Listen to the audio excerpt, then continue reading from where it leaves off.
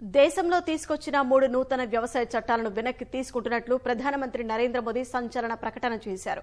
అన్నదాతల సంక్షేమం కోసం తమ ప్రభుత్వం కట్టుబడి ఉందన్న ప్రధాని వ్యవసాయ బడ్జెట్ను 5 రెట్లు పెంచినట్లు తెలిపారు.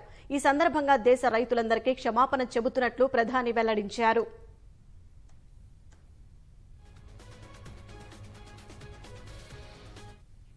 గతేడాది తీసుకొచ్చిన నూతన సాగు చట్టాలను వ్యతిరేకిస్తూ వివిధ రాష్ట్రాల్లో రైతులు ఆందోళన చేస్తున్న వేళ కేంద్ర ప్రభుత్వం వెనక్కి తగ్గింది. సాగు చట్టాలు తీసుకువచ్చినప్పటి నుంచి వాటిని వ్యతిరేకిస్తున్న అన్నదాతలు ఆందోళనలతో ప్రభుత్వం వెనకడుగు వేసింది. కొత్త సాగు చట్టాలను రద్దు చేస్తున్నట్లు జాతినుద్దేశించి ప్రసంగించిన ప్రధాని మోదీ స్పష్టం చేశారు. దీనికి సంబంధించిన ప్రక్రియను త్వరలో జరిగే పార్లమెంటు సమావేశాల్లో ప్రారంభిస్తామని తెలిపారు. ఈ నెలాఖరు నుంచి జరిగే పార్లమెంటు సమావేశాల్లో సాగు చట్టాల రద్దుపై ప్రకటన చేస్తామని మోదీ ఉద్ఘాటించారు.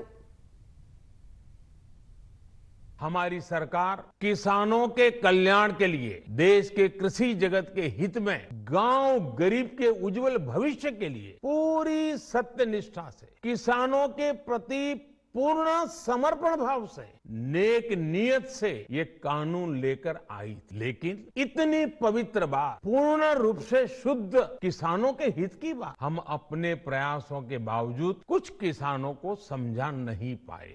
भले ही किसानों का एक वर्ग ही विरोध कर रहा था, लेकिन फिर भी ये हमारे लिए महत्वपूर्ण था। कृषि अर्थशास्त्रियों ने, वैज्ञानिकों ने, प्रगतिशील किसानों ने भी उन्हें कृषि कानूनों के महत्व को समझाने का भरपूर प्रयास भी किया। हम पूरी विनम्रता से, खुले मन से उन्हें समझाते रहे। अनेक माध्यमों से व्यक्तिगत और सामूहिक बातचीत भी लगातार होती रही। हमने किसानों की बातों को, उनके तर्क को समझने में भी कोई कोर कसर बाकी नहीं छोड़ी। कानून के जिन प्रावधानों पर उन्हें ऐतराज था, सरकार उन्हें बदलने के लिए भी तैयार हो गई। 2 साल तक हमने इन कानूनों को सस्पेंड करने का भी प्रस्ताव दिया। इसी दौरान ये विषय माननीय सर्वोच्च न्यायालय के पास भी चला गया। ये सारी बातें देश के सामने है, इसलिए मैं इनके अधिक विस्तार में नहीं जाऊं। साथियों, मैं आज देशवासियों से क्षमा मांगते हुए सच्चे मन से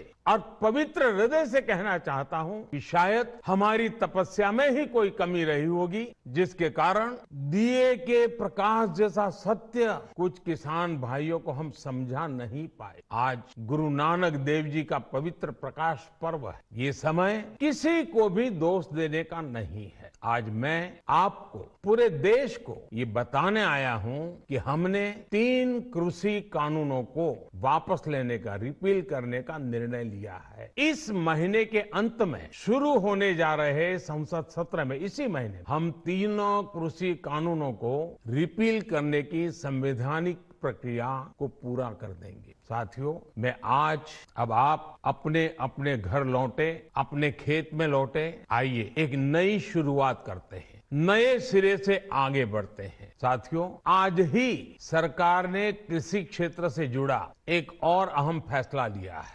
0 बजट खेती यानी प्राकृतिक खेती को बढ़ावा देने के लिए एक और अहम फैसला लिया है।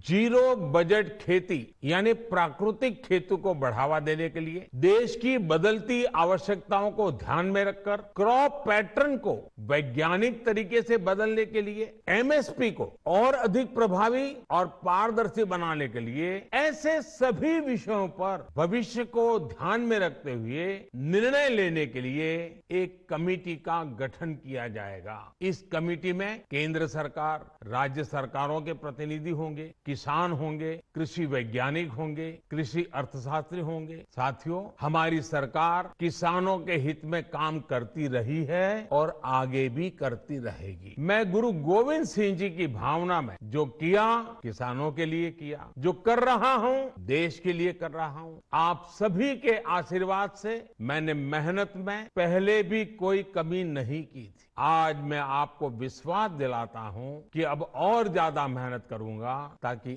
आपके सपने साकार हो सके, देश के सपने साकार हो सके। आपका बहुत बहुत धन्यवाद। 2014లో ప్రధానమంత్రిగా బాధ్యతలు చేపట్టినప్పటి నుంచే తమ ప్రభుత్వం రైతుల సంక్షేమం అభివృద్ధికి ప్రథమ ప్రాధాన్యం కల్పించిందని మోదీ పేర్కొన్నారు. దేశంలో 80% సన్నకారు రైతులే ఉన్నారన్న ప్రధాని 10 కోట్ల మందికి పైగా రైతులకు 5 ఎకరాల కంటే తక్కువ భూమి ఉందని తెలిపారు. అన్నదాతల కష్టాలను దగ్గరుండి చూశారన్న ప్రధాని అందుకే వ్యవసాయ రంగంలో అనేక సంస్కరణలు తెచ్చినట్లు స్పష్టం చేశారు. దేశంలో వ్యవసాయ బడ్జెట్ను 5 రెట్లు పెంచి వ్యవసాయ ఉత్పత్తులను పెంచినట్లు తెలిపారు.